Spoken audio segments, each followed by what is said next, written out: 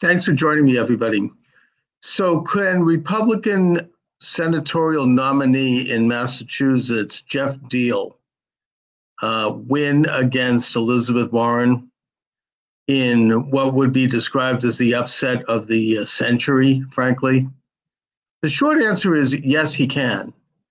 I've been driving around Greater Boston all day yesterday doing my rounds, and I'm seeing Geoff Diehl's lawn signs pop up everywhere, both north and south of Boston. I don't know if that's a sign, but I find it to be a good sign.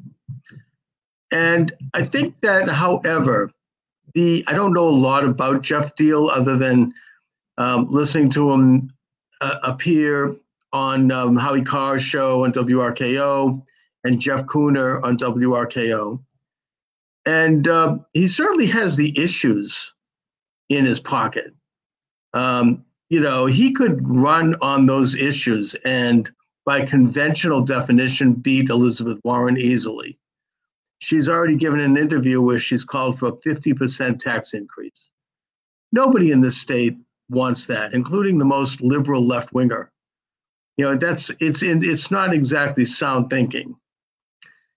And she's a lot of her positions. I mean, she boycotted Benjamin Netanyahu's speech before Congress. So I mean that might cause her to bring her into question among some Jewish voters in this state. Not a lot of people, and Jews are probably not going to vote for Geoff Diehl. But even if he could peel off a small percentage, that could be enough. But the problem I see with Geoff Diehl, and this is a casual observation on my part, is that he's too nice and that he's not going to take the gloves off and do what's necessary to beat Elizabeth Warren.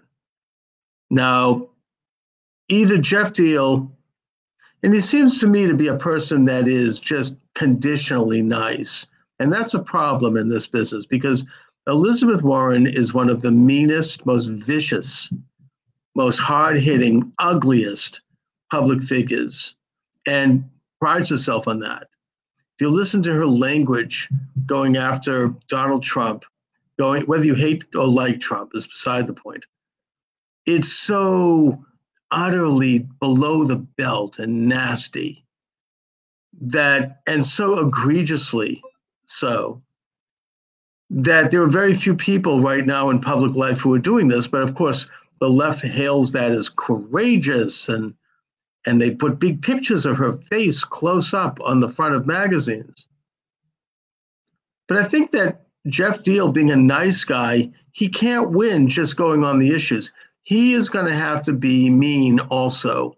He's going to have to take the gloves off, and he's going to have to go after her with both fists and do so fearlessly.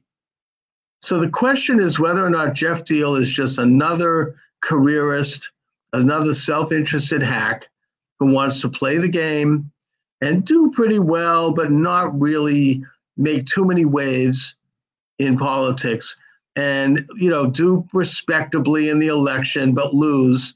And then in the future, maybe become the next Charlie Baker, the next liberal governor or get some appointment. Or whether he really is sincere about winning and about doing what's best for this country. And frankly, doing what's best for the Democratic Party, I may point out, because Elizabeth Warren's running for president, and she's going to be an absolute disaster for the Democratic Party. She's worse than Dukakis. And so that's what it comes down to. And I think that Geoff Diehl has to take the gloves off and go after her with both fists. He has to bring up the fact that she has been a fraud. The Boston Globe just did this phony article trying to exonerate her for, posing as a Native American in order to advance her career and her power, both at the University of Pennsylvania and at Harvard. They interviewed 30 people, most of whom they didn't name, maybe one or two were named, who came out and said, no, we never thought of Elizabeth Warren as Native American.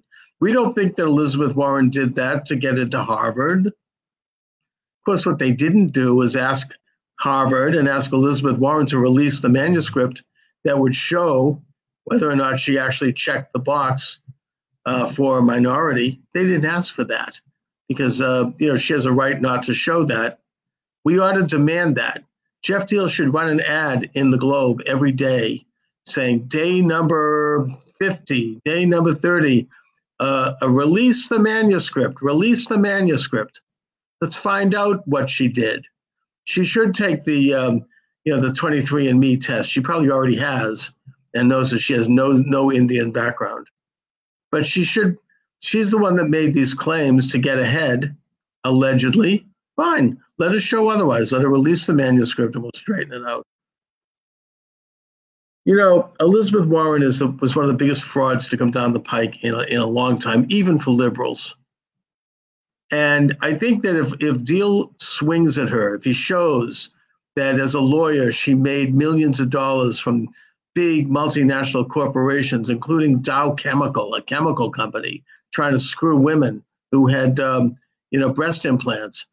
Elizabeth Warren comes along as their lawyer and she fixes the problem, make sure they're protected from lawsuits.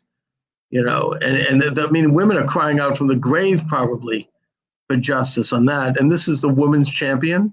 He should bring that up next time she makes the accusation that he's got something against women. Really? There are so many things that she could be hit with. Just an incredible liar and an incredible phony. He needs to list those things and he needs to stand up and hammer them because he's up against a huge left-wing establishment in Massachusetts and nationally that will not let her lose. Clearly the Globe doing this mendacious article proves that right away. They're trying to inoculate her going in. And the only way to take her on is to do, as I say, take off the gloves. This is not a nice guy time. Go after her with both fists. It may be damaging to you personally. It may hurt your chances if you do lose to get anywhere in the state. You'll be vilified. You'll be attacked. But you'll be doing the right thing. You'll be a great patriot. That's what elections are all about. Politics isn't beanbag. You have to take the gloves off. You have to do the right thing and go after her with everything you have and let the chips fall where they fall. I think you could win. I think Geoff Diehl could win if he does that. It doesn't seem to be a part of his temperament, but he's in the big leagues now. He's the senatorial nominee. He needs to do that, not only to beat Elizabeth Warren, but to highlight a campaign nationally against a phony. And then he'll get a chance to talk about the issues which she's going to lose on. He needs to take a chapter out of the Donald Trump playbook, frankly. She's going to try to say, oh, you're like Donald Trump. He should say, fine, yes, I am. Donald Trump speaks plainly. I don't necessarily agree with all of his policies, and I'll certainly stand up to him when he's not right. But I agree with the fact that he's taking his office seriously. And by the way, if you want to understand the Trump administration, all you need to do is look at the Republican platform for 2016. President Trump is following it to the T in every agency. And that's very different than previous administrations, both Democrat and Republican, who largely ignored the party platform. So he needs to stand up for Trump. He needs to stand up for himself, and he needs to hit her hard. I don't want to go too far into this, but I learned this myself in my own run for Congress back in 2004 when I ran against Barney Frank. At that time, in the course of that campaign, somebody delivered to me a dossier on Barney Frank, right? This is news clippings and inside articles and investigations and all this stuff. And it was really dynamite. It was vile. It was just some of the things he'd been involved in are really bad. And he said to me, I want you to use this. Well, I decided not to use it because I knew, frankly, that it would hurt me more than him. He would get elected if he had shot someone on the street. I wasn't going to beat Barney Frank because Barney Frank is a cult figure, just like the Kennedys. And I knew that that would come back to haunt me, as it is. The campaign damaged me in many ways. I don't want to get into that. But the fact of the matter is that Elizabeth Warren is no Barney Frank. Elizabeth Warren is not the Kennedys. She doesn't have that kind of cult following in this state. You may be surprised. People are not thrilled with her. They don't like her. She's not likable. And Diehl is right to point out that she's done nothing for the state. All she's done from the minute she stepped into the Senate, she set up a PAC, and she started raising money for other Democrats, and she started to publish books and make herself richer than she already is. And she's very rich, by the way. She got, for years, she was getting $375,000 to teach one class at Harvard, and her husband was getting another 375 G's to also teach one class. And they got a free house on top of it. Now, would somebody please explain to me what she did for Harvard that got her that kind of an incredible deal? I mean, that's a legitimate political question, by the way, because the answer to that might reveal a lot about the rot and the corruption, not only of her and her vicious ilk, but some of these really stinking, big top 1% Democrat liberals and how they operate and this almost alternative universe that they live in. So Geoff Diehl, I hope you do the right thing. I hope you take the gloves off. I hope you hit her with everything you have. And don't worry about the media. They're going to hate you anyway. They're going to take you down. You don't have any friends in Massachusetts when it comes to the media. It hasn't stopped Trump, right? I mean, if you listen to MSNBC, it's almost like Pravda attacking, the bourgeois enemy. It is so vicious and so hateful.